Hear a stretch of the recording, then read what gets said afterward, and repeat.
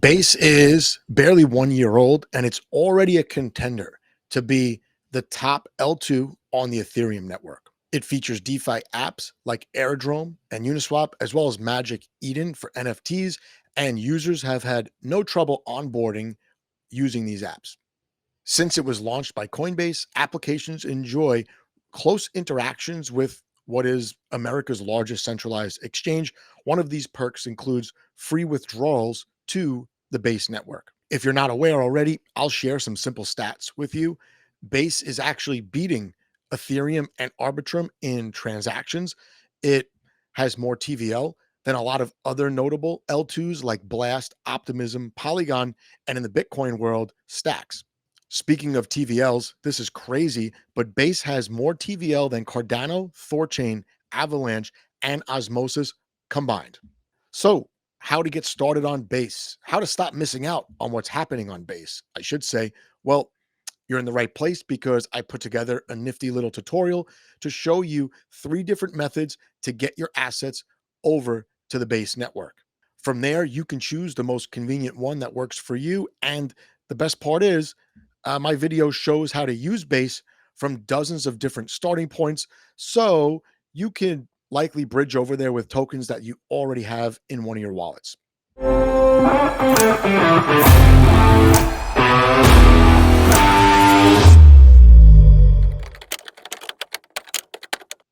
Welcome, everybody. Joe here for Dead Cat Media, the channel for user-focused content that focuses on information, apps, and token speculation. Of course, I would really appreciate it if you would like the video and subscribe. Hopefully, this video really helps you get started on the Base network, and then you could share it with others who want to be in the same boat.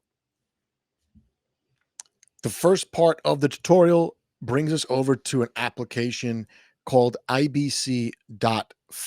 And when you go there, it will redirect you to a different IRL, but this is it. And you could see very simple. You have from and you have to. We already know that we want to go to Base. And over here is where we select the token that we want deposited over there. I'm just going to put USDC. Base doesn't have its own token. Keep that in mind. And the default here is Cosmos Hub. IBC.fun is generally known as a Cosmos app, and you can bridge over to Base from any Cosmos chain. That includes Osmosis, Injective, Kujira, the Cosmos Hub itself, any chain. But if you look closely, you could also bridge over there from Solana. If I have USDC on Solana, I could send it over to Base using ibc.fun. I can also get there from the ETH main chain, or check this out, one of the L2s like Polygon. It's really useful bridge, and that's exactly what I'm going to do is get over there from Cosmos. I have some USDC on the Noble chain. Noble is the issuance chain for USDC, and I'm not going to send the whole thing. I'll send 40 in a little bit over to Base. Gives me my transaction details. And down below is where I set my destination address. That's my Base wallet address. Cosmos people are very familiar with Kepler Wallet. They just added EVM integration, so I can get my Base address from inside Kepler Wallet. This is a huge development, by the way. I could connect directly to the wallet or set manually, and that's exactly what I'm going to do. I just copied and pasted it in there, but you could use any of these wallets: MetaMask, Phantom, Kepler, or XDeFi. XDeFi is a really comprehensive wallet. If you're just getting started, I probably recommend that one. Let's submit. Wallet transactions popping up on my end. It's asking me to approve. I just checked my Base address in Kepler Wallet, and the money is already there. It took less than 1 minute. But I told you, you can also use this with Solana. So let's check that out just to see if there are any differences. I could connect Phantom, XDeFi, all these different wallets. I'm going to connect Phantom. I know I have money in there, and yet showing my balance already 170 USDC. I'll put $100 over there. Now, I sent the original $40 to a different wallet address. This Solana wallet has different seed words, so it will have a different base address. So I'm going to once again manually copy and paste so that the 40 and the 100 go to the same destination.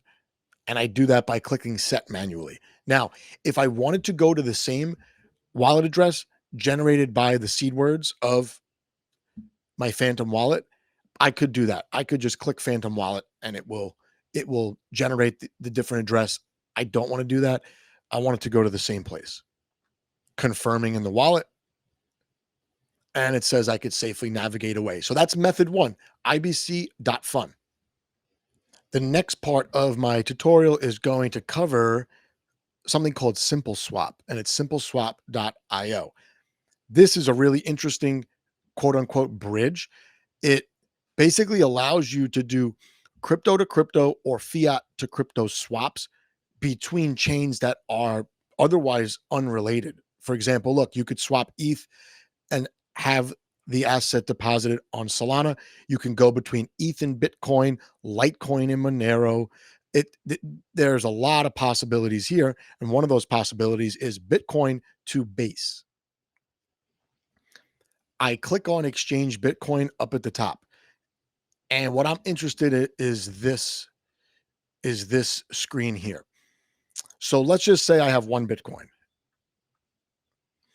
It automatically sets up the transaction to swap it for ETH, but I want Base, right? I want to go on Base. So I type in USDC. The first one that comes up is USDC on Base. I click Exchange, and it's going to ask me to add specific details. Step one is choosing the currencies. I already did that. Here I put the recipient address. So the same address that I've been using, I want it to go to the same place, even though it's coming from a Bitcoin, an unrelated Bitcoin wallet. And then I create an exchange.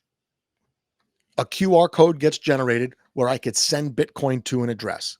This takes a long time. I'm not going to actually do it for this video, but the last time I used this, I believe the swap took about 25 minutes.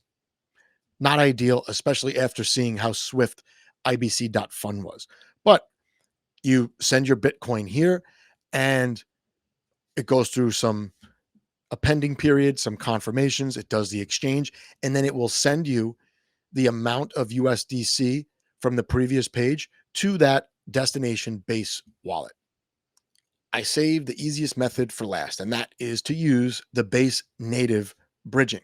It allows you to go from Ethereum and other EVMs over to the Base chain. But before I explain this and demonstrate it, if this video helped you out in any way, I would really appreciate it if you would subscribe. If you have any questions up to this point or going forward, please drop them in the comments. I do respond to all of my viewer comments. I'm going to click this super bridge because I'm more familiar with it. Up at the top right, all I do is connect my wallet. I'm using MetaMask. It's asking for approval. The super bridge does give you a decent number of options to migrate from to get over to Base. If I click this new feature here, it's the super fast version. I have a few less options, but it's only going to take a minute or two for the money to get over there. The other bridge they have, this brid.gg, I guess that's easy to remember. Looks fairly similar. I'm just connecting my wallet. This is a classic DeFi application. Buttons are all in the right place. Once I connect my MetaMask, it sets up this default. It shows my balance here. So let's do half. Nope, that's not half. That is half. It says here that it takes about 2 minutes to bridge the assets over. I'm okay with that. Fast enough. And for whatever reason, the fees are a little bit lower than the other bridge. The network fees on ETH, they do fluctuate sometimes wildly. I'm actually not going to pay this. My transaction is only $50. I'm not going to pay 12. If it was like $4, I'll probably just do it for the sake of the video. But you get the idea. It's going to work a lot like ibc.fun. So in summary, there are lots of options to bridge over to Base. Keep in mind, Base doesn't have its own token. You got to have ETH over there. I didn't complete the ETH transfer. I'll probably just do it from Coinbase to have some gas money over there. But the gas fees on Base should be about 90% cheaper than the ETH home chain. So a couple bucks should do it. And there's no reason for me to pay the ETH gas fees if I don't have to get um, some spending money over there to do my USDC transactions. But in summary, the Base transaction volume has exploded in Q2 into Q3 of this year. Fees, TVL, stablecoin liquidity is higher than most of its L2 competitors and almost all established DeFi ecosystems. So Base right now is hosting about 3 billion in stablecoin liquidity. That's higher than Polygon, higher than Optimism, who both have had significant head starts in this area. Something that's going to be a bit overlooked is that most L2s do not have the trust that comes with being associated with a premium centralized exchange like Coinbase. I think there's tremendous intangible and tangible value to that. There's a multitude of services that Coinbase offers. I already mentioned the easy on and off ramping, but don't forget Coinbase also has a venture capitalist arm and probably will be looking new applications on its own chain, which is competing with the other L2s. If you made it to the end, thanks so much for watching, and I hope you got something out of this video.